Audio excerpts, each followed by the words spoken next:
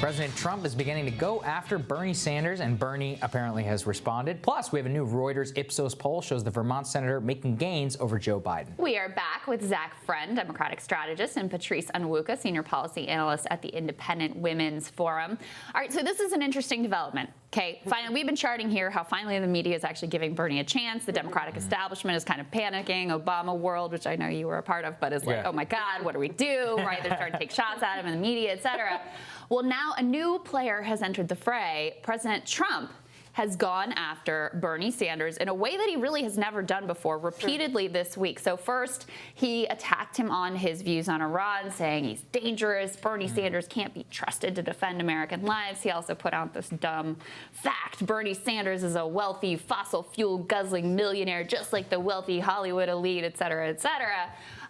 But Patrice, what do you make of the fact that, and by the way, in his rally, Trump also said crazy Bernie and went after him again. Yeah. So he's having more of a focus on Senator Sanders. Do you think that that means he's taking him more seriously and sees him more as a threat as well? Not necessarily as a threat, but I think it's a way of elevating him to a position of prominence so that people freak out enough to say, oh, wait a minute. I mean, potentially that Bernie could get the nomination, and that would be an easier win for him than if he were to go up against Biden. So it could be a bit strategic, or it could be the case that he's saying, well, you know what, let me just knock Bernie out now, really show how much of how his positions are very far from the mainstream, and then kind of dilute his ability to have any sort of impact. Trump has always struggled with Bernie, Zach. You know, he has always, he was kind of has sympathy for him. He was like, oh, it was rigged. The primary was rigged against him. Because I mean, the media analysis at the time was he was trying to get Bernie people on board, but I think he legitimately does believe that. And this is interesting. This is a classic RNC attack that I've seen against Bernie. I don't think it's really going to land, though. I don't understand the analysis behind it. I mean, as somebody who worked, in a Democratic campaign, when they start to attack you, what does that tell you? Well, I mean, with Trump world, it's a 24 to 72 hour news cycle, right? I mean, so wouldn't expect him talking about Bernie Sanders on Monday. No. So we can. We're also elevating his it's a data world. point. It's a data point that we're But I thought where he did it was interesting because he's in Ohio, and so that's an industrial Midwestern state trade. Right. And so I was kind of thinking, well, that's an RNC move that they're trying to say. We see probably when we do our sub-polling and focus groups that maybe Bernie or Biden has these strengths in those industrial Midwestern states, especially on trade. Can we knock him down specifically within these states on these issues? Right. Yeah. So that's good analysis there. I know that the Trump campaign is actually very data obsessed whenever it comes to these things. Right. Well, and as you've pointed out multiple times, I mean, Trump reportedly has at least expressed that he thinks this whole socialism thing would be harder to beat than people believe, because it's fundamentally about people's economic interests. It's fundamentally about some of the things, at least, that he ran on, especially on trade. He and Sanders have been aligned on a number of issues. On healthcare, in certain ways, they've been aligned.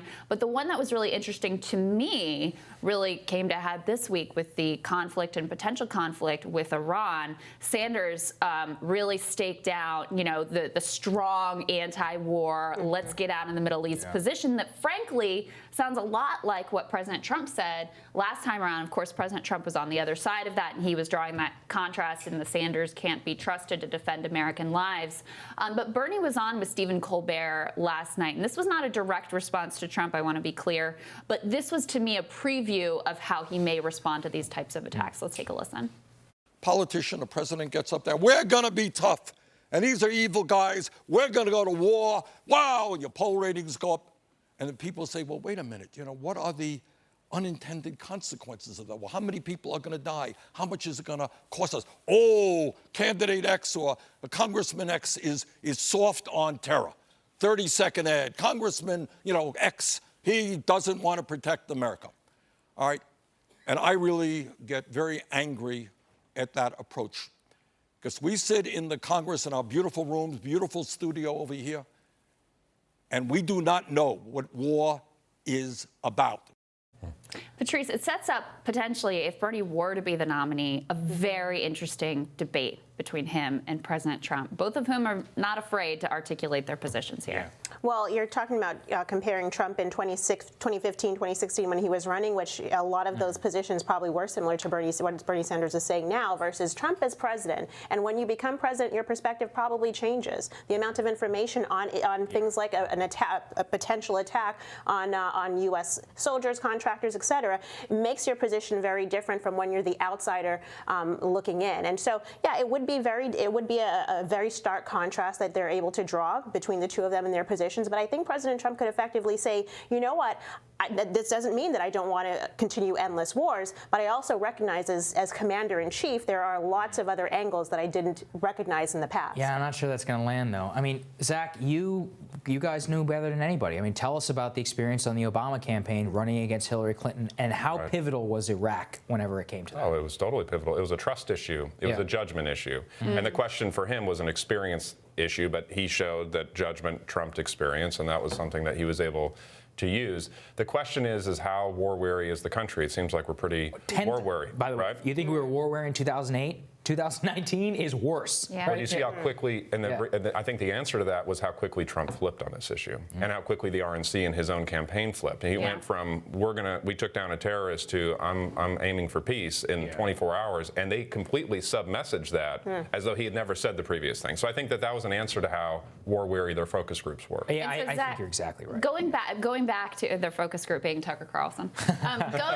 Going back to the primary, though, there's a new national poll, Reuters Ipsos, that actually has Bernie in the lead. He's jumped up a few points, 17%, Biden back at 15%. Very close race. But look, everyone is saying, and we've been saying it here for a long time, Sanders, to me, is not the front runner, but he definitely has a path. He's in number one position in Iowa, number one position in New Hampshire. You win those two states, it's a whole new ball game.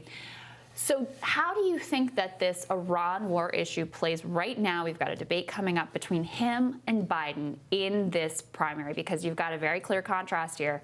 Biden very much on the wrong side of the Iraq war, and has really never reckoned with or even been honest about how long he supported the Iraq war even after he started. Right. Bernie, of course, has been completely clear and on the other side of that issue. Do you think that becomes this sort of central pivotal distinction between them? I don't, because I think that Biden is going to be able to say, and he will say, I've got the stability, I've got these, I was chairman of foreign relations for probably longer than I've been alive, and all these other things. Right. So he's going to be able to act. So normally this whole experience and ready on day one argument that actually Hillary Clinton tried twice, by the way, didn't work.